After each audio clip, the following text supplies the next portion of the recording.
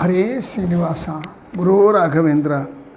ನನ್ನ ಆತ್ಮೀಯ ಅಧ್ಯಾತ್ಮ ಬಂಧುಗಳೆಲ್ಲರಿಗೂ ಕೂಡ ಅನಂತ ಪ್ರಣಾಮಗಳು. ವಾಯುದೇವರು ಶ್ರೇಷ್ಠರು ಎಂಬುದನ್ನು ಚಿಂತನೆ ಮಾಡಿದ್ದೇವೆ. ಗುರು ಶಬ್ದವನ್ನು ಯಾಕೆ ಪ್ರಯೋಗ ಮಾಡಿದ್ದಾರೆ? ಗುರು ಪವಮಾನ ಸಲಹೆಮ್ಮ. ಓ ವಾಯುದೇವ ನೀನು ಗುರು ಅಂತಂದರು.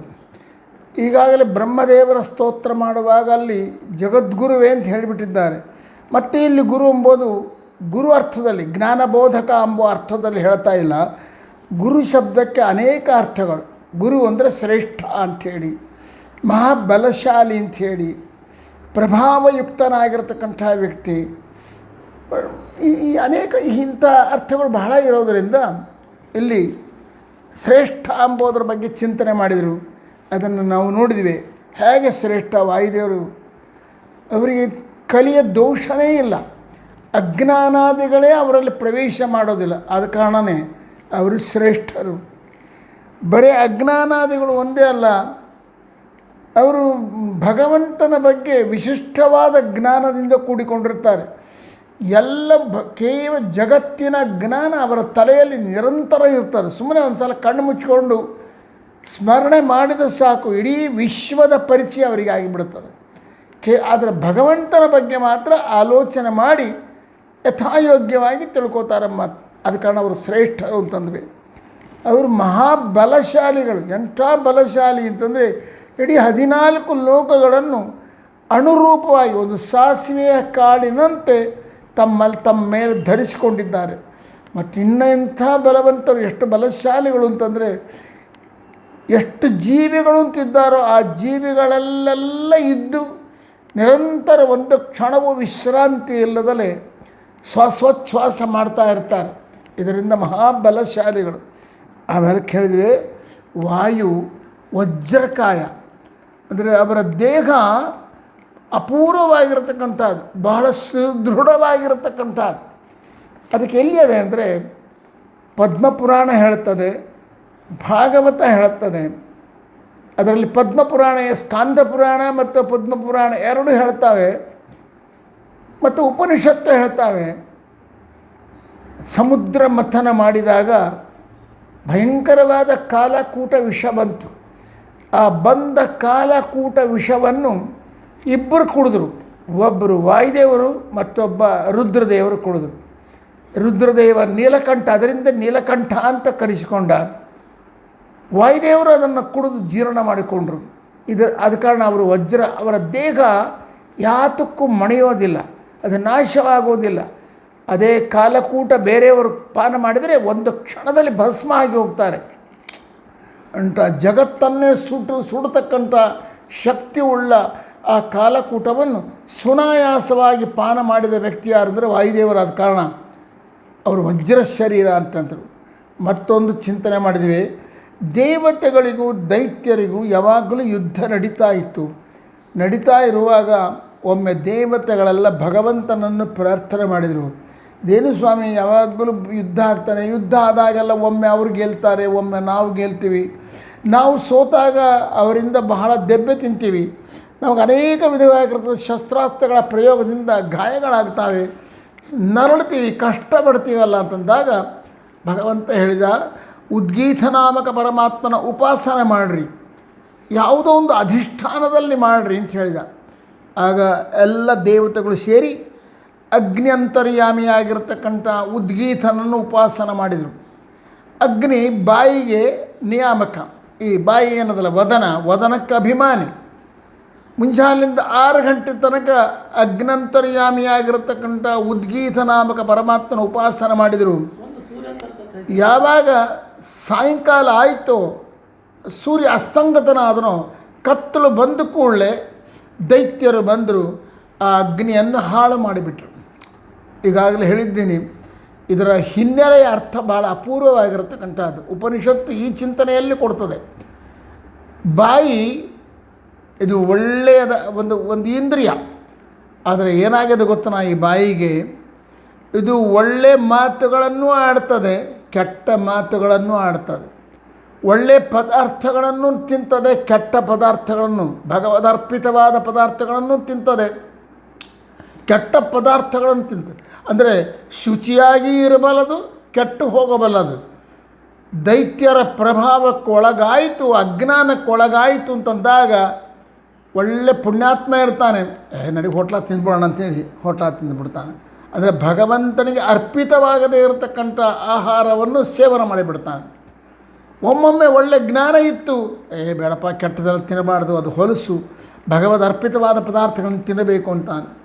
ಮತ್ತು ಜ್ಞಾನ ಇದ್ದಾಗ ಬೇಡ, ಭಗವಂತ ಬಾಯಿ ಕೊಟ್ಟಿದ್ದಾನೆ, ಬಾಯಿ ಕೊಟ್ಟಿದ್ದಕ್ಕಾಗಿ ಗೋವಿಂದ ಅಚ್ಯುತ ನಾರಾಯಣ ಅಂತ ಭಗವಂತನ ನಾಮಸ್ಮರಣೆ ಮಾಡೋಣ ಅಂತ ಒಮ್ಮೆ ಅಂದ್ಕೋತಾನೆ. ಅಜ್ಞಾನ ಪ್ರವೇಶ ಆದ ಕೂಡಲೇ ಎಲ್ಲರನ್ನ ಕಂಡಂತೆ ಬೈಯೋದು, ಕೆಟ್ಟ ಕೆಟ್ಟ ಮಾತುಗಳನ್ನು ಆಡುವುದು ಮಾಡ್ತಾನೆ. ಅದ ಕಾರಣ ಈ ವದನ ಅಂತಕ್ಕಂಥ ಇಂದ್ರಿಯ ಕೆಡಲಕ್ಕೂ ಅವಕಾಶ ಇದೆ, ಒಳ್ಳೆಯದಾಗಲಕ್ಕೂ ಅವಕಾಶ ಇದೆ. ಯಾರೋ ಪುಣ್ಯಾತ್ಮರಿಗೆ ಒಳ್ಳೆಯದಾಗಿರ್ತಾರೆ, ಅವರಲ್ಲಿ ಕೂಡ ಆಗಾಗ ಕೆಟ್ಟ ಶಬ್ದಗಳು ಬಂದುಬಿಡ್ತಾವೆ. ಎಷ್ಟು ಪುಣ್ಯಾತ್ಮರಾದರೂ ಕೂಡ ಅವರಿಗೆ ತಿಳಿಯದೆ ಈ ಸಂಸಾರ ಬಂಧನಕ್ಕೆ ಒಳಗಾಗಿ ಯಾವುದೋ ಒಂದು ರೀತಿಯಿಂದ ಸಿಟ್ಟಾಗಿ ಒಬ್ಬರನ್ನು ಬೈದು ಬಿಡ್ತಾರೆ ಮಾತು. ಇನ್ನು ಎರಡನೇದು ಸರಿ, ಅಗ್ನಿ ಬೇಡ, ಸೂರ್ಯನಲ್ಲಿ ಉಪಾಸನ ಮಾಡಬೇಕು ಅಂದರೆ ಸೂರ್ಯ ಕಣ್ಣಿಗೆ ಅಭಿಮಾನಿ. ಈ ಕಣ್ಣು ಕೂಡ ಒಳ್ಳೆಯದನ್ನು ನೋಡ್ತದೆ, ಕೆಟ್ಟದನ್ನು ನೋಡ್ತದೆ. ಜ್ಞಾನ ಇದ್ದಾಗ ಒಳ್ಳೆಯದನ್ನು ನೋಡ್ತದೆ, ಕೆಟ್ಟ ಅಜ್ಞಾನ ಬಂತು ಅಂತಂದ ಕೂಡಲೇ ಕೆಟ್ಟ ಕೆಟ್ಟ ಪದಾರ್ಥಗಳನ್ನೆಲ್ಲ ನೋಡ್ತದೆ. ಅದಕ್ಕೆ ಜ್ಞಾನಿಗಳು ಹೇಳಿದರು, ದೇವತೆಗಳು ಪ್ರಾತಃ ಕಾಲ ಅಂದರೆ ಹಗಲು ಅಂದರೆ ಜ್ಞಾನ ಅಂತ ಅರ್ಥ. ಬೆಳಕಿರ್ತದಲ್ವ, ಎಲ್ಲ ಕಾಣಿಸ್ತಾ ಇರ್ತದೆ. ಅಜ್ಞಾನ ಅಂದರೆ ಕತ್ತಲು, ಏನೂ ಕಾಣಿಸ್ತಾ ಇರೋದಿಲ್ಲ, ಏನು ತಿಳಿಲೋ ಯುಕ್ತ ವಿಚಾರ ಗೊತ್ತಿರೋದಿಲ್ಲ. ಅದ ಕಾರಣ ಅಜ್ಞಾನ ಬಂದಾಗ ಕಣ್ಣು ಕೆಟ್ಟ ವಸ್ತುಗಳನ್ನೆಲ್ಲ ನೋಡ್ತದೆ. ಜ್ಞಾನ ಇದ್ದಾಗ ಪುಣ್ಯಾತ್ಮರ ಸಹವಾಸ ಆದಾಗ ನೋಡು, ಕೆಟ್ಟದನ್ನು ನೋಡಬೇಡ. ಭಗವಂತ ಕಣ್ಣು ಕೊಟ್ಟಿದ್ದು ಭಗವಂತನ ನೋಡಲಿಕ್ಕೆ, ಸಜ್ಜನರನ್ನು ನೋಡಲಿಕ್ಕೆ, ಒಳ್ಳೆಯ ವಸ್ತುಗಳನ್ನು ನೋಡ್ತಾ, ಅಥವಾ ಒಳ್ಳೆಯ ವಸ್ತು ಯಾವ ವಸ್ತುವನ್ನು ನೋಡು, ಅಲ್ಲಿ ಭಗವಂತ ಇದ್ದಾನೆ ಎಂಬ ಚಿಂತನೆ ಬಂತು ಅಂದರೆ ಆ ವಸ್ತುಗಳೆಲ್ಲ ಒಳ್ಳೆಯವಾಗಿಬಿಡ್ತವೆ. ಈ ರೀತಿ ಚಿಂತನೆ ಮಾಡು ಅಂತ ಹೇಳ್ತಾರೆ. ಅದು ಪೂರ್ಣ ಯಾವಾಗಲೂ ಇರೋದಿಲ್ಲ. ಅದ ಕಾರಣ ಈ ಕಣ್ಣು ಎಂಬುದು ಕೆಡಲಕ್ಕೂ ಅವಕಾಶ ಇದೆ, ಒಳ್ಳೆಯದಕ್ಕೂ ಅವಕಾಶ ಇದೆ. ಅದ ಕಾರಣ ಮುಂಜಾನೆ ಎಲ್ಲ ಸೂರ್ಯಾಂತರ್ಗತನಾಗಿರತಕ್ಕಂಥ ಉದ್ಗೀತ ನಾಮಕ ಪರಮಾತ್ಮನನ್ನು ಉಪಾಸನೆ ಮಾಡಿದರು. ಯಾವಾಗ ರಾತ್ರಿ ಆಯಿತು, ದೈತ್ಯರ ದಬ್ಬಾಳಿಕೆ ಜಾಸ್ತಿ ಆಗ್ತದೆ, ಅವರು ಬಂದು ಅದು ಕೆಡಿಸಿಬಿಟ್ರು. ಹೀಗೆ ಯಾವ ದೇವತೆಯಲ್ಲಿ ಅವರು ಭಗವಂತನನ್ನು ಉಪಾಸನೆ ಮಾಡಿದರೂ ಕೂಡ ಎಲ್ಲವೂ ಕೆಡ್ತು. ಇದರ ಇಷ್ಟೇ, ಕಣ್ಣು ಕೆಡ್ತದೆ, ಒಳ್ಳೆಯದು ಮಾಡ್ತದೆ. ಬಾಯಿ ಒಳ್ಳೆಯದು ಮಾಡ್ತದೆ, ಕೆಟ್ಟದನ್ನು ಮಾಡ್ತಾರೆ. ನಮ್ಮ ಕೈಗಳು ಒಳ್ಳೆಯ ಪದಾರ್ಥಗಳನ್ನು ತಗೊತಾವೆ, ಭಗವಂತನ ಪೂಜೆ ಮಾಡ್ತಾವೆ, ಮತ್ತು ಕೆಟ್ಟ ಪದಾರ್ಥಗಳನ್ನು ಮುಡ್ತಾವೆ. ಕಾಲು ಒಳ್ಳೆಯ ತೀರ್ಥಯಾತ್ರೆಗೂ ಹೋಗುತ್ತದೆ, ಕೆಟ್ಟ ಸ್ಥಳಗಳಿಗೂ ಹೋಗುತ್ತದೆ. ನಮ್ಮ ಚರ್ಮ ಒಳ್ಳೆಯದನ್ನು ಮುಡ್ತದೆ, ಕೆಟ್ಟದನ್ನು ಮುಡ್ತದೆ. ನಮ್ಮ ಕಿವಿಗಳು ಒಳ್ಳೆಯ ಕಥೆಗಳನ್ನು ಕೇಳ್ತಾವೆ, ಕೆಟ್ಟ ವಿಷಯಗಳನ್ನು ಕೇಳ್ತವೆ, ಎಲ್ಲವೂ ಕೆಡ್ತಾವೆ. ಆದರೆ ಈ ಶ್ವಾಸೋಚ್ಛ್ವಾಸ ಅಂತ ಏನದಲ್ಲ, ಉಸಿರು ಬಿಡೋದು, ತೊಗೊಂಬೋದು, ಇದು ಕೆಟ್ಟಿತು ಎಂಬುದಿಲ್ಲ, ನಿಂದಿರಿತು ಅಂತಂತಾರೆ. ಶ್ವಾಸೋಚ್ಛ್ವಾಸ ನಿಂತು ಹೋಯಿತು ಅಂತಾರೆ ಹೊರತಾಗಿ ಶ್ವಾಸೋಚ್ಛ್ವಾಸ ಕೆಟ್ಟಿತು, ಇದು ಒಳ್ಳೆಯದಾಯಿತು ಎಂಬುದು ಎಲ್ಲಿಗೆಲ್ಲ. ಅದು ಒಂದೇ ರೀತಿಯಲ್ಲಿ ಶ್ವಾಸೋಚ್ಛ್ವಾಸ ಪ್ರಾಣೋತ್ಕ್ರಮಣ ಆಗುವವರೆಗೂ ನಡೀತಾನೇ ಇರ್ತಾರೆ. ಅದರಲ್ಲಿ ಕೆಟ್ಟದು ಒಳ್ಳೆಯದು ಎಂಬುದಿಲ್ಲ. ಅದ ಕಾರಣ ವಾಯುದೇವರಲ್ಲಿ ಅಂತರ್ಯಾಮಿಯಾದ ಭಗವಂತನನ್ನು, ಉದ್ಗೀತ ನಾಮಕ ಪರಮಾತ್ಮನನ್ನು ಉಪಾಸನೆ ಮಾಡಿದರು. ಕೊನೆಗೆ ದೇವತೆಗಳು ಯಾವಾಗ ವಾಯುದೇವರಲ್ಲಿ ಉಪಾಸನೆ ಮಾಡಿದರೋ ರಾತ್ರಿ ಆಯಿತು. ಆಗ ದೈತ್ಯರು ಬಂದರು, ಅದನ್ನು ಧ್ವಂಸ ಮಾಡಬೇಕು ಅಂತ ಪ್ರಯತ್ನ ಮಾಡಿದರು. ಆದರೆ ಅವರ ಬಿಟ್ಟ ಬಾಣಗಳಾಗಲಿ, ಅವರ ಆಯುಧಗಳಾಗಲಿ, ದೊಡ್ಡ ಬಂಡೆ ಕಲ್ಲಿನ ಮೇಲೆ ಮಣ್ಣಿನ ಹೆಂಟೆ ಬಿದ್ದರೆ ಹೇಗಾಗ್ತದೋ ಹಾಗಾಗಿ ಎಲ್ಲವೂ ವ್ಯರ್ಥವಾಯಿತು. ವಾಯುದೇವರಿಗೆ ಏನೂ ಆಗಲಿಲ್ಲ. ಆಗ ದೇವತೆಗಳು ದಿಗ್ವಿಜಯರಾದರು. ಮುಂದೆ ಅವರಿಗೆ ಯಾವ ತರಹದ ಆಪತ್ತುಗಳು ಬರಲಿಲ್ಲ ಅಂತ ಉಪನಿಷತ್ತು ಸ್ಪಷ್ಟ ಮಾಡ್ತದೆ. ಆದ ಕಾರಣ ವಜ್ರಕಾಯರು, ವಾಯುದೇವರು ವಜ್ರಕಾಯರು. ಅವರು ವಿಷಪಾನ ಮಾಡಿದರೂ ಕೂಡ ಅವರಿಗೆ ಏನಾಗಲಿಲ್ಲ ಅಂಥೇಳಿ. ತದಾ ಜಗದ್ಗ್ರಾಸಿ ವಿಷಂ ಸಮುತ್ಥಿತಂ, ಇದನ್ನು ಪದ್ಮಪುರಾಣ ಸ್ಪಷ್ಟ ಹೇಳ್ತದೆ. ಧ್ಯಾತ್ವಾ, ಆಗ ಭಗವಂತ ವಾಯುದೇವರು ಏನು ಮಾಡಿದ್ರಂತ ಪದ್ಮಪುರಾಣ ಹೇಳ್ತದೆ. ಧ್ಯಾತ್ವಾ ನಾರಾಯಣಂ ದೇವಂ ಹೃದಯೇ ಗರುಡಧ್ವಜಂ ಉದ್ಯದ ಆದಿತ್ಯ ಸಂಕಾಶಂ ಶಂಖಚಕ್ರ ಗದಾಧರಂ. ಒಳ್ಳೆ ಸೂರ್ಯನಂತೆ ಪ್ರಕಾಶಮಾನನಾಗಿರ್ತಕ್ಕಂಥ ಶಂಖಚಕ್ರ ಗದಾ ಪದ್ಮಗಳನ್ನು ಧಾರಣ ಮಾಡಿರ್ತಕ್ಕಂಥ ಆ ಪರಬ್ರಹ್ಮನನ್ನು ಸ್ಮರಣೆ ಮಾಡಿ ಆ ವಿಷವನ್ನು ಪಾನ ಮಾಡಿ ಸುನಾಯಾಸವಾಗಿ ಜೀರ್ಣ ಮಾಡಿಕೊಂಡ. ಸೊ ವಾಯುದೇವರ ದೇಹ ಅಂದರೆ ಅದು ಅಸದೃಶ್ಯವಾಗಿರತಕ್ಕಂಥದ್ದು. ತಸ್ಮಾತ್ ಪ್ರಾಣ ಸರ್ವಜೀವಾಧಿಕೋ ಅಭೂತ್ ಬಲಾಧಿಕ ಸರ್ವಜೀವಾಂತರಾತ್ಮ ಪ್ರಾಣಾತ್ ಕೋಪಿ ಅಧಿಕೋ ವಾ ಸಮೋ ವಾ ಶಾಸ್ತ್ರೇಷು ದೃಷ್ಟಃ ಶ್ರುತಪೂರ್ವ ನ ಚಾಸ್ತಿ. ವಾಯುದೇವರಿಗೆ ಸಮಾನವಾಗಿರ್ತಕ್ಕಂಥ ವ್ಯಕ್ತಿ ಈ ಜಗತ್ತಿನಲ್ಲಿ ಇಲ್ಲ ಅಂತ ಸ್ಪಷ್ಟ ಮಾಡ್ತಾರೆ. ಇದೆಲ್ಲ ಆದಮೇಲೆ ಬರೇ ಮೂಲರೂಪಿಯಾದ ವಾಯುದೇವರು ಮಾತ್ರ ಈ ಸಾಮರ್ಥ್ಯವುಳ್ಳವನು ತಿಳ್ಕೊಬೇಡ. ಅದೇ ವಾಯುದೇವರು ಭಗವಂತನ ಸೇವೆಗಾಗಿ ಜಗತ್ತಿಗೆ ಮಾರ್ಗದರ್ಶನ ಮಾಡಲಿಕ್ಕಾಗಿ ತ್ರೇತಾಯುಗದಲ್ಲಿ ಹನುಮಂತನಾಗಿ ಅವತಾರ ಮಾಡಿದ. ಅದೇ ವಾಯುದೇವರು ದ್ವಾಪರ ಯುಗದಲ್ಲಿ ಭೀಮಸೇನನಾಗಿ ಅವತಾರ ಮಾಡಿದ. ಕಲಿಯುಗದಲ್ಲಿ ಮಧ್ವಾಚಾರ್ಯರಾಗಿ ಅವತಾರ ಮಾಡಿದರು. ಈ ಮೂರು ಅವತಾರಗಳಲ್ಲಿ ಅವರ ದೇಹ ಆಗಲಿ ಅವರು ಮಹಾಶ್ರೇಷ್ಠನಾಗಿದ್ದು ಸ್ಪಷ್ಟ ಕಾಣಿಸ್ತಾನೆ ನಮಗೆ. ಹನುಮಂತ ದೇವರ ದೇಹ ಎಂಥದ್ದು! ರಾವಣ ರಣರಂಗದಲ್ಲಿ ಹನುಮಂತನನ್ನು ಗುದ್ದುತ್ತಾನೆ. ಹನುಮಂತ ಚಲಿಸೋದಿಲ್ಲ, ಕದಲದಲ್ಲ. ಆದರೆ ಒಂದೇ ಒಂದು ಮುಷ್ಟಿ ಪ್ರಹಾರಕ್ಕೆ ರಾವಣ ಕೆಳಗೆ ಬಿದ್ದು ರಕ್ತ ಕಾರಿಬಿಡ್ತಾನೆ, ಸಾಯುವ ಪರಿಸ್ಥಿತಿ ಬರ್ತಾನೆ. ಎಲ್ಲಿ ಹೋದರೂ ಬ್ರಹ್ಮಾಸ್ತ್ರ ಬಂದು ಸುತ್ತಿ ಬಿಡ್ತಾನೆ. ಅದು ಏನು, ಬ್ರಹ್ಮಾಸ್ತ್ರಕ್ಕೆ ಸಾಟಿಯಾದ ಅಸ್ತ್ರನೇ ಇಲ್ಲ. ಅದು ಬಿಟ್ಟ ಮೇಲೆ ಅದು ವ್ಯರ್ಥ ಆಗೋದಿಲ್ಲ, ಅದು ಜಗತ್ತನ್ನೇ ಸುಟ್ಟು ಬಿಡ್ತಾನೆ ಅಂಥ ಬ್ರಹ್ಮಾಸ್ತ್ರ. ಅದನ್ನು ಇಂದ್ರಜಿತ್ ಪ್ರಯೋಗ ಮಾಡಿದ ಹನುಮಂತ ಕೋತಿ ರೂಪದಲ್ಲಿ ಬಂದು ಅಶೋಕವನವನ್ನೆಲ್ಲ ಧ್ವಂಸ ಮಾಡಿ ಅನೇಕ ರಾಕ್ಷಸರನ್ನು ಕೊಂದು ಸಾಕ್ಷಾತ್ ತನ್ನ ತಮ್ಮನಾದ ಅಕ್ಷಯ ಕುಮಾರನನ್ನು ಕೊಂದುಬಿಟ್ಟ. ಯಾರು? ಹನುಮಂತ. ಒಂದೇ ಕ್ಷಣದಲ್ಲಿ ಸುರಾಯಾಸವೇ ಕೊಂದ. ಆಗ ರಾವಣನಿಗೆ ಬಹಳ ದುಃಖ ಆಯಿತು. ಇದೇನಿದು, ಒಂದು ಕೋತಿಯಂತೆ ಅದು ಬಂದದಂತೆ ಅದು ಇಡೀ ಅಶೋಕವನವನ್ನೇ ಧ್ವಂಸ ಮಾಡ್ತೀವಿ. ಎಷ್ಟು ಸಾವಿರ ಸಂಖ್ಯೆಯಲ್ಲಿ ರಾಕ್ಷಸರು ಕಾಯ್ತಾ ಇದ್ದಾರೆ. ಎಲ್ಲರನ್ನು ಕೊಂದು ಅಶೋಕವನ್ನು ಧ್ವಂಸ ಮಾಡಿತು. ಯಾಕೆ ಹನುಮಂತ ಅಶೋಕವನವನ್ನು ಧ್ವಂಸ ಮಾಡಿದ ಅಂತಂದರೆ ಸುಮ್ಮನೆ ಅದು ತಪ್ಪಲ್ವಾ? ಒಂದು ರೀತಿಯಿಂದ ತನಗೆ ಬೇಕಾಗಿರ್ತಕ್ಕಂಥ ಹಣ್ಣು ತಿಂದುಬಿಟ್ರೆ ಆಯ್ತಪ್ಪ. ಇಡೀ ಅಶೋಕವನವನ್ನು ಅಂತಂದರೆ ಅವನು ರಾವಣ ಬಹಳ ಅಹಂಕಾರಕ್ಕೊಳಗಾದನಂತೆ. ರಾವಣನನ್ನು ನೋಡಬೇಕಾಗಿತ್ತು. ರಾವಣನನ್ನು ನೋಡಿ ರಾಮನ ಬಗ್ಗೆ ಅವನಿಗೆ ಉಪದೇಶ ಮಾಡಿ, ಕೆಟ್ಟದ್ದು ಮಾಡಬೇಡ, ನನ್ನ ಮಾತು ಕೇಳು, ಸೀತೆಯನ್ನು ಒಪ್ಪಿಸು, ನಿನ್ನ ಜೀವನ ಧನ್ಯ ಆಗ್ತದೆ, ರಾಕ್ಷಸ ಕುಲ ಉಳಿತದೆ ಅಂತ ಹೇಳಬೇಕು. ತಾನಾಗಿ ಹೋದರೆ ಬೇಯಿಸಿರೋದಿಲ್ಲ ರಾವಣ ನೋಡೋದಕ್ಕೆ. ಅದಕ್ಕೇನು, ಅವರೇ ಬಂದು ತನ್ನನ್ನು ಕರ್ಕೊಂಡು ಹೋಗಬೇಕು. ಏನು ಮಾಡಬೇಕು? ಅಶೋಕವನವನ್ನು ಧ್ವಂಸ ಮಾಡಬೇಕು ಅಂದ್ಕೊಂಡ.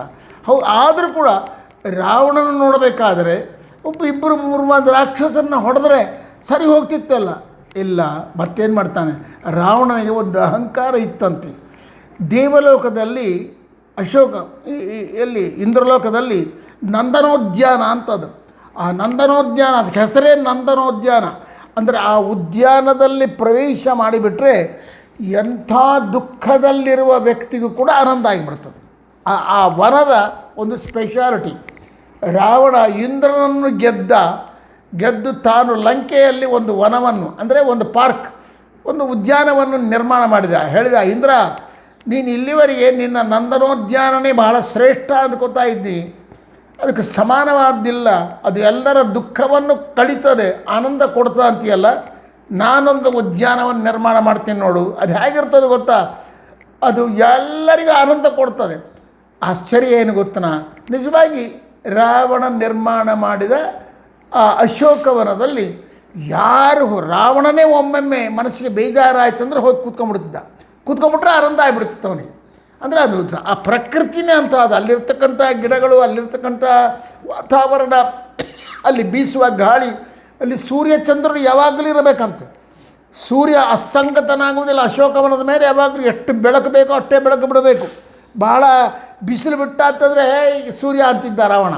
ಚಂದ್ರ ರಾತ್ರಿ ಆದಕೊಂಡು ತಂಪಾಗಿರತಕ್ಕಂಥ ಎಷ್ಟು ಸುಖವಾಗಬೇಕು ಆ ರೀತಿಯಾದ ಕಾಂತಿಯನ್ನು ಬಿಡ್ತಾ ಇದ್ದ. ಎಲ್ಲರೂ ಅದು ಕಾಣ ಅಶೋಕವನ ಬಹಳ ಆನಂದವಾಗಿತ್ತು, ಅವನ ಅನುಭವಕ್ಕೆ ಬಂದುಬಿಟ್ಟಿತ್ತು. ಮೊಟ್ಟ ಮೊದಲು ಸೀತೆಯನ್ನು ತಂದಿಟ್ಟ. ಯಾಕೆ ಅಶೋಕವನದಲ್ಲಿಟ್ಟ ಅಂದರೆ ಸೀತೆ ಹತ್ಕೋತ ಕೂತ್ಕೊಂಡಿದ್ಲಲ್ಲ. ರಾಮ ನನ್ನ ಉದ್ಯಾನವನ ಅಶೋಕವನದಲ್ಲಿ ಇಟ್ಟುಬಿಟ್ರೆ ಇವಳು ಶೋಕೆಲ್ಲ ಹೋಗ್ತದೆ, ಇವಳು ರಾಮನ್ನು ಮರಿತಾಳಂತ ತಿಳ್ಕೊಂಡು ಸೀತೆಯನ್ನು ತಂದು ಅಲ್ಲಿಟ್ಟ. ಆದರೆ ಸೀತೆ ಏನು ಮರಿಲಿಲ್ಲ, ಅಳೋದು ಬೀಳಲಿಲ್ಲ, ದುಃಖ ಪಟ್ಟುಕೋತ ಕೂತ್ಕೊಂಡ್ಲ. ಮಾತು ಅಂದರೆ ಸೀತೆಯನ್ನು ಆ ಅಶೋಕವನ್ನು ಏನೂ ಮಾಡಲಿಕ್ಕಾಗಲಿಲ್ಲ, ಅವಳಿಗೆ ಆನಂದ ಕೊಡಲಿಕ್ಕಾಗಲಿಲ್ಲ. ಅವಳು ಜಗನ್ಮಾತೆ. ಹನುಮಂತ ಬಂದ, ರಾವಣ ನೀನು ಯಾವ ವನವನ್ನು ಅಶೋಕವನ ಅಂದ್ಕೊಂಡಿಯೋ, ಎಲ್ಲರ ದುಃಖವನ್ನು ಕಳಿತಕ್ಕಂಥದ್ದು ಅಂದುಕೊಂಡಿಯೋ, ಅದನ್ನೇನು ಮಾಡ್ತೀನಿ ಗೊತ್ತಾ, ಸಶೋಕವನವನ್ನಾಗಿ ಮಾಡ್ತೀನಿ. ಅದು ಬರೀ ದುಃಖದಿಂದ ಕೂಡಿದ್ದಾಗಿ, ಅಳುವವರ ರೋದನೆಯಿಂದ ತುಂಬಿದ್ದಾಗಿ ಮಾಡ್ತೀನಿ ಅಂತ ಹೇಳಿ ಎಲ್ಲ ವೃಕ್ಷಗಳನ್ನು ಕಿತ್ತಿ ಹಾಕಿದ. ವೃಕ್ಷಗಳನ್ನು ಕಿತ್ತಿ ಹಾಕಿದ್ದಕ್ಕಾಗಿ ರಾಕ್ಷಸರಿಗೆ ಕೋಪ ಬಂತು. ರಾಕ್ಷಸರು ತಂಡೋಪತಂಡವಾಗಿ ಹನುಮಂತನ ಮೇಲೆ ಯುದ್ಧಕ್ಕೆ ಬಂದರು. ಬಂದ ರಾಕ್ಷಸರನ್ನೆಲ್ಲ ಸಂಹಾರ ಮಾಡಿದ. ಕೊನೆಗೆ ರಾವಣನಿಗೆ ಸಿಟ್ಟು ಬಂದು ತನ್ನ ಅಪೂರ್ವವಾದ ಅಶೋಕವನವನ್ನು ಒಂದು ಕೋದಿ ಧ್ವಂಸ ಮಾಡಿಬಿಡ್ತಲ್ಲ ಅಂತ ತಿಳ್ಕೊಂಡು ತನ್ನ ಮಗನಾಗಿರ್ತಕ್ಕಂಥ ಅಕ್ಷಯ ಕುಮಾರನನ್ನು ಕಳಿಸಿದ. ಅವನು ಅಕ್ಷಯ ಕುಮಾರ ಅಹಂಕಾರದಿಂದ ಬಂದ. ಕೋತಿ ಅದನ್ನು ಎಷ್ಟೊತ್ತು ಹಿಡ್ಕೊಂಬರ್ತೀನಿ ಅಂತಂದರೆ ಅಕ್ಷಯ ಕುಮಾರನು ಲಕ್ಷ್ಯ ಇಲ್ಲದೆ ಕೊಂದ. ಒಂದೇ ಒಂದು ಕ್ಷಣದಲ್ಲಿ ಅಕ್ಷಯ ಕುಮಾರನ ಕೊಂದುಬಿಟ್ಟ. ರಾವಣನಿಗೆ ತನ್ನ ಮಗನ ಸಂಹಾರ ಆದ ಕೂಡ ಬಹಳ ತಾಪ ಆಗಿಬಿಡ್ತು. ಆಗ ಇಂದ್ರಜಿತ್ ಹೇಳಿದ, ಇಂದ್ರಜಿತ್ ಬಂದ ಹನುಮಂತನನ್ನು ಬಂಧಿಸಬೇಕು ಅಂತೇಳಿ ಏನು ಬಾಣ ಪ್ರಯೋಗ ಮಾಡಿದರೂ ಹನುಮಂತನಿಗೆ ಅದು ಏನು ಮಾಡಲಿಕ್ಕಾಗಲಿಲ್ಲ. ಕೊನೆಗೆ ತಟ್ಟಿಕೊಳ್ಳಲಾರದೆ ಬ್ರಹ್ಮಾಸ್ತ್ರವನ್ನು ಪ್ರಯೋಗ ಮಾಡ್ತಾನೆ. ಆಗ ಹನುಮಂತ ದೇವರಂತಾನೆ, ಸಮಾನನೀಯ ಏವಮೇ ತತೋತ್ರ ಮಾನಯಾಮ್ಯಂ. ಪರಮಾತ್ಮ ಆ ಬ್ರಹ್ಮನಿಗೆ ಒಂದು ವರ ಕೊಟ್ಟಾನೆ. ಆ ಗಾಯತ್ರಿ ಮಂತ್ರಕ್ಕೊಂದು ಶಕ್ತಿ ಕೊಟ್ಟಿದ್ದಾನೆ. ಅದನ್ನು ವ್ಯರ್ಥ ಮಾಡಬಾರ್ದು. ಅದಕ್ಕೆ ನಾನು ಬಂಧಿತನಾಗ್ತೀನಿ. ಆದರೆ ಬಂಧಿತನಾಗುವುದರಿಂದ ನನಗೇನು ಆಗೋದಿಲ್ಲ ಅಂತ ಹೇಳಿಕೊಂಡು ತಕ್ಷಣದಲ್ಲಿ ಆ ಬ್ರಹ್ಮಾಸ್ತ್ರಕ್ಕೆ ಕಟ್ಟು ಬೀಳ್ತಾನೆ. ಕಟ್ಟು ಬಿದ್ದ ಮೇಲೆ ಈ ದೈತ್ಯರಿದ್ದಾರಲ್ಲ, ಎಂಥ ಮೂರ್ಖರು ಅಂತಂದರೆ, ಬ್ರಹ್ಮಾಸ್ತ್ರ ಬಂಧಿಸಿದ ಮೇಲೆ ಅದರ ಮೇಲೆ ಇನ್ನೊಂದು ಬಂಧನ ಮಾಡಬಾರ್ದು, ಹಗ್ಗ ತೊಗೊಂಡಾಗ ಕಟ್ಟೋದು ಇವೆಲ್ಲ ಮಾಡಬಾರ್ದು. ಈ ರಾಕ್ಷಸರು ದಡ್ಡವಾದ ಕಾರಣ ಏನು ಮಾಡಿದರು, ಈ ಬ್ರಹ್ಮಾಸ್ತ್ರದಿಂದ ಏನೋ ಹನುಮಂತ ಬಂಧಿತನಾದ. ಅಂದರೆ ಕೈ ಕಾಲು ಆಡಿಸ್ಲಿಕ್ಕಾಗಲಿಲ್ಲ ಹನುಮಂತನಿಗೆ. ಆಗ ರಾಕ್ಷಸರು ಎಲ್ಲಿ ಮತ್ತೆ ಬಿಚ್ಕೊಂಡ್ಬಿಡ್ತಾನೋ ಏನು ಮಾಡ್ತಾನೋ ಅಂತ ತಿಳ್ಕೊಂಡು ಹಗ್ಗಗಳು ಸರಪಣಿಗಳು ತೊಗೊಂಡೋಗಿ ಬಿಗಿದುಬಿಟ್ರು. ಯಾವಾಗ ಬೇರೆ ಪಾಶಗಳಿಂದ ಹನುಮಂತನನ್ನು ಕಟ್ಟಿದರೋ ಆಗ ಬ್ರಹ್ಮಾಸ್ತ್ರ ಶಿಥಿಲ ಆಗಿಬಿಡ್ತು. ಅದು ತಾನು ಬಿಟ್ಟೋಯ್ತು. ರಾವಣನ ಅಂತಃಪುರವನ್ನು ಸಭಾವನ್ನು ಪ್ರವೇಶ ಮಾಡಿದ ಹನುಮಂತ ಒಂದು ಕ್ಷಣ ಮಾತ್ರದಲ್ಲಿ ಅವರು ಕಟ್ಟಿರ್ತಕ್ಕಂಥ ಎಲ್ಲ ಬಂಧನಗಳನ್ನು ಹರಿದು ಬಿಟ್ಟಾಕಿಬಿಡ್ತಾನೆ. ಹರಿದು ಬಿಟ್ಟಾಕಿ ರಾವಣನ ಎದುರಿನಲ್ಲೇ ನಿಂತುಕೊಂಡು ಒಬ್ಬನೇ ರಾವಣನ ಸಮೂಹ ಇಟ್ಟದೆ. ರಾವಣ ಇದ್ದಾನೆ, ಕುಂಭಕರ್ಣ ಇದ್ದಾನೆ, ವಿಭೀಷಣ ಇದ್ದಾನೆ, ಖರ ದೂಷಣ, ಅಬಾಬಾಬಾಬ, ಒಬ್ಬರಿಗಿಂತ ಒಬ್ಬರು ಹೇಮಾಹೇಮಿ ದೈತ್ಯರಿದ್ದಾರೆ. ಅವರ ಮಧ್ಯದಲ್ಲಿ ನಿಂತುಕೊಂಡು ರಾಮನ ಬಗ್ಗೆ ಉಟ್ಟಂಕನ ಮಾಡ್ತಾನೆ. ರಾಮಾಂತರಂದ್ರೆ ಏನು ಅಂದ್ಕೊಂಡಿಯೋ ನಿಮಗೆ ಗೊತ್ತಿಲ್ಲ. ನ ರಾಮ ಬಾಣ ಧಾರಣೆ ಕ್ಷಮಾ ಸುರೀಶ್ವರ ಅಪಿ. ರಾಮನ ಒಂದು ಬಾಣ ಬಿಟ್ಟ ಅಂದರೆ ಅದನ್ನು ಇಂದ್ರದೇವರು ಕೂಡ ತಟ್ಕೊಳ್ಳೋಕ್ಕಾಗಲ್ಲ. ಯಾರಿಗೂ ಯಾವ ದೇವತೆಗೂ ಅದನ್ನು ತಡ್ಕೊಳ್ಳೋಕ್ಕಾಗಲ್ಲ. ಅಂಥ ಒಂದು ಶಕ್ತಿ ಉಳ್ಳವನು ರಾಮ. ನನ್ನ ಮಾತು ಕೇಳು, ಅನ್ಯಾಯವಾಗಿ ಹಾಳಾಗಬೇಡ. ನಿನ್ನ ರಾಕ್ಷಸ ವಂಶ ಎಲ್ಲ ನಾಶ ಆಗ್ತದೆ. ನೀನು ಮಾಡಿದ ಒಂದು ಅಪರಾಧಕ್ಕಾಗಿ ಇಡೀ ಲಂಕಾಪಟ್ಟ ಧ್ವಂಸ ಆಗ್ತದೆ. ಸೀತೆಯನ್ನು ಒಪ್ಪಿಸಿ ಶರಣಾಗು, ನಿನ್ನನ್ನು ರಾಮ ಕ್ಷಮಿಸಿ ಬಿಡ್ತಾನೆ. ಅವನು ಶರಣಾಗತರನ್ನು ಕಾಪಾಡುವುದರಲ್ಲಿ ರಾಮನಿಗೆ ಸಮಾನವಾದ ವ್ಯಕ್ತಿ ಇಲ್ಲ. ನನ್ನ ಮಾತು ಕೇಳು ಅಂತ ಹೇಳ್ತಾನೆ. ಆದರೆ ರಾವಣ ಕೇಳೋದಿಲ್ಲ. ಲಂಕೆಯನ್ನೆಲ್ಲ ಸುಟ್ಟು ತನ್ನ ಮೈಗೆ ಒಂದು ಚೂರು ಬೆಂಕಿ ಹತ್ತದಂತೆ ಮತ್ತೆ ಪುನಃ ರಾಮನ ಹತ್ತಿರಕ್ಕೆ ಬರ್ತಾನೆ. ಆದ ಕಾರಣ ಹನುಮಂತನಿಗೆ ಸಮಾನವಾಗಿರತಕ್ಕಂಥ ಶಕ್ತಿ ಸಾಮರ್ಥ್ಯಗಳಿಂದ ಕೂಡಿದ ವ್ಯಕ್ತಿ ಮತ್ತೊಬ್ಬರಲ್ಲಿ ಮಹಾಬಲಶಾಲಿ. ಇದಕ್ಕೊಂದು ಮತ್ತೆ ಒಂದು ಉದಾಹರಣೆ ಹೇಳ್ತಾರೆ ಮಹಾನುಭಾವರು. ಹನುಮಂತ ರಾವಣ ಯುದ್ಧಕ್ಕೆ ಬರ್ತಾನೆ, ಇಂದ್ರಜಿತ್ ಬರ್ತಾನೆ. ಬಂದು ವಿಚಿತ್ರವಾದ ನಾಗಾಸ್ತ್ರವನ್ನು ಪ್ರಯೋಗ ಮಾಡ್ತಾನೆ. ಆ ನಾಗಾಸ್ತ್ರದಿಂದ ಇಡೀ ಕಪಿ ಸೈನ್ಯ ಮಾತ್ರ ಅಲ್ಲ, ಲಕ್ಷ್ಮಣ ರಾಮರು ಕೂಡ ಮೂರ್ಛೆ ಬಿದ್ದು ಬಿಡ್ತಾರೆ. ರಾಮ ಲಕ್ಷ್ಮಣ ಕಪಿ ಸೈನ್ಯ, ಒಂದು ಕಪಿ ಕೂಡ ಎಚ್ಚರಿಕೆ ಇಲ್ಲ. ಜಾಂಬವಂತ ಕೂಡ ಬಿದ್ದುಬಿಟ್ಟಿದ್ದಾನೆ, ಅಂಗತ ಬಿದ್ದಿದ್ದಾನೆ, ಸುಗ್ರೀವ ಬಿದ್ದಿದ್ದಾನೆ. ಇಡೀ ಒಂದು ಲಕ್ಷ ಸೈನ್ಯ ಎಲ್ಲ ಮೂರ್ಛಿತರಾಗಿ ಬಿದ್ದಿದ್ದಾರೆ. ಆಗ ಆ ಟೈಮ್ನಲ್ಲಿ ವಿಭೀಷಣ ಇರೋದಿಲ್ಲ, ಎಲ್ಲೋ ಬೇರೆ ಕೆಲಸದ ಮೇಲೆ ಹೋಗಿರ್ತಾನೆ.